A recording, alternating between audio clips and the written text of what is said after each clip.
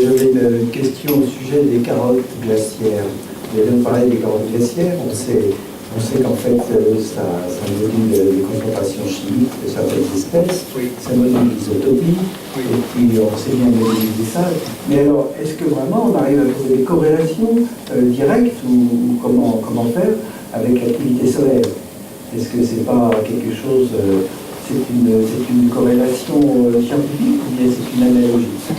Non, il y a une réelle corrélation. Alors après, il y a deux éléments qui nous intéressent dans les carottes glaciaires. Le premier, ce sont des nitrates. Et ces nitrates résultent de l'arrivée de la haute atmosphère de particules de haute énergie, les événements de haute énergie dont je vous parlais tout à l'heure. Ça, c'est une autre histoire, parce que on voit qu'il y a des événements qui sont corrélés, d'autres non.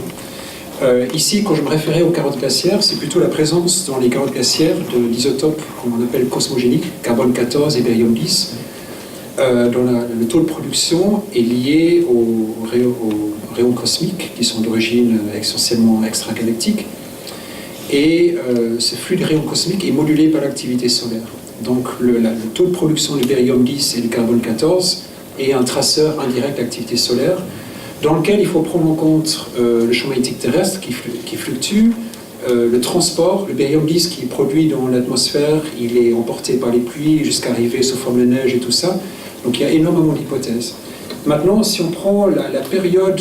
Alors malheureusement, à partir des années 50, ces isotopes-là sont difficiles à exploiter puisqu'il y a eu des essais nucléaires qui ont complètement contaminé les glaces. Par contre, avant cela, si on corrèle ces isotopes-là avec des traceurs d'activité comme le nombre de taches solaires, ça marche extrêmement bien. Et donc c'est sur cette base-là qu'on reconstruit l'activité solaire, et c'est comme ça qu'on sait qu'il y a eu des hauts et des bas, et que par exemple, les périodes de très faible activité solaire, comme il y en a eu aux alentours des années 1700, eh bien il y en a eu bien avant aussi, et de manière répétée. Voilà. Donc c'est notre meilleure archive actuelle. On retrouve les cycles de Milankovitch. Alors les cycles de Milankovitch, c'est encore, dans un sens, c'est pas solaire, c'est essentiellement astronomique. Donc ceux-là, on ne les retrouve pas là-dedans. Mais par contre, ce qui est très surprenant, c'est de voir que si on compare les périodes de très faible activité solaire, excusez-moi, avec des périodes où il y a eu des changements de régime climatique, c'est pas seulement la température, c'est essentiellement la pluviosité qui est un bon traceur. On voit qu'il y a un lien de cause à effet qui est extrêmement marqué et qui exclut tout hasard. Après, bon, évidemment, voilà. Vous avez dit que les cratères, l'analyse des cratères de la Lune permettait de reconstituer un peu l'histoire de la Lune, mais est-ce qu'on sait dater ces cratères? Alors oui, grâce aux missions Apollo qui ont ramené des échantillons, on a pu dater les terrains lunaires, et donc à partir de là, alors pas tous bien sûr, mais avec ceux qu'on a datés, ça a permis d'avoir une connaissance qu'on a pu extrapoler à l'ensemble de la Lune.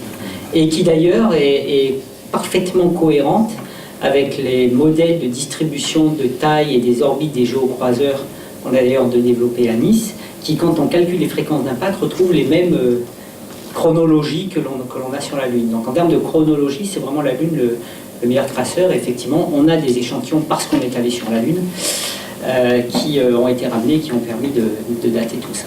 Les trajectoires des géocroiseurs en question sont-elles suivies également pour un impact possible sur la Lune? Absolument, et d'ailleurs il y a des gens qui observent actuellement les flashs lunaires qui sont dus, parce que bon, il y a des gros astéroïdes, il y a aussi des micrométéorites, et ça crée des flashs, et il y a des observations systématiques de ces flashs lunaires pour essayer de comprendre justement le flux des petits, parce qu'on a une moins bonne contrainte sur la distribution de taille dans les petits, on sait mieux le faire pour les gros, et justement les flashs lunaires nous permettent effectivement de quantifier ça et puis de comprendre ce phénomène. Donc il y a un suivi, de la même manière qu'il y a en France un programme qui s'appelle Frippon, qui justement suit aussi tous les météores qui passent dans l'atmosphère.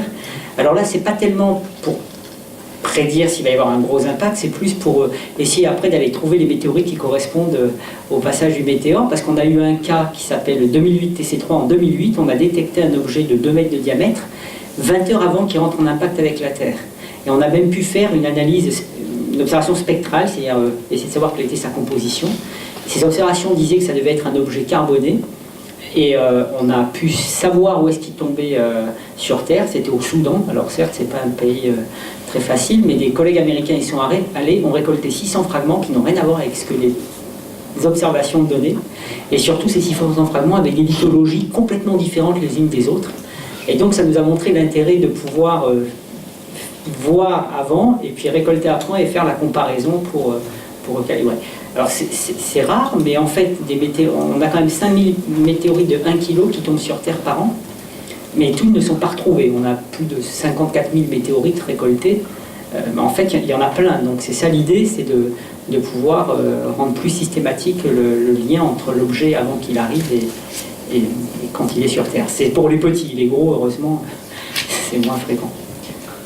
Donc, avec ton canon, là, tu vas créer un impact, tu vas envoyer des poussières dans la direction donc, du satellite, donc des panneaux solaires. Tu vas pas, finalement, tu ne pourras pas envoyer les données s'il n'y a plus d'électricité.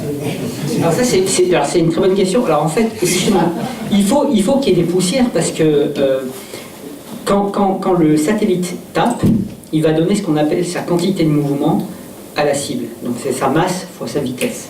Et par conservation, donc la cible va... Sauf que le satellite, il est petit, il fait 500 kg, il arrive à 10 km par seconde. Si on prend simplement ça, certes, on va faire une petite déviation. On va la faire. Hein. Mais pour maximiser la déviation, le mieux, c'est d'avoir des éjectats qui vont dans l'autre sens. Parce que du coup, en fait, la quantité de mouvement prise par les éjectats dans l'autre sens, par conservation, s'ajoute à celle du projectile. Donc plus on a d'éjectats, plus la déviation va être efficace. Donc si on a affaire à un corps poreux, qu'on enfonce comme de la pâte à modeler, ça va être... C'est pour ça que c'est important de caractériser ces objets, parce que la réponse de l'astéroïde va vraiment dépendre de ce qu'il est fait de la quantité d'éjectats émis. Alors, à l'inverse, effectivement, plus on a d'éjectats, plus ça pose un risque pour le satellite. Alors on a fait des calculs, et les éjectats, en fait, une grande partie est évacuée par la pression de radiation solaire, parce qu'ils sont très petits vu l'énergie de l'impact. Donc ça va, et en plus on sait dans quelle direction du coup. Donc, et c'est pourquoi on éloigne le satellite de la zone d'impact pendant plusieurs semaines pour laisser tout ça s'évacuer et qu'on met à la place des petits CubeSats qui eux peuvent observer et qu'on peut perdre sans problème.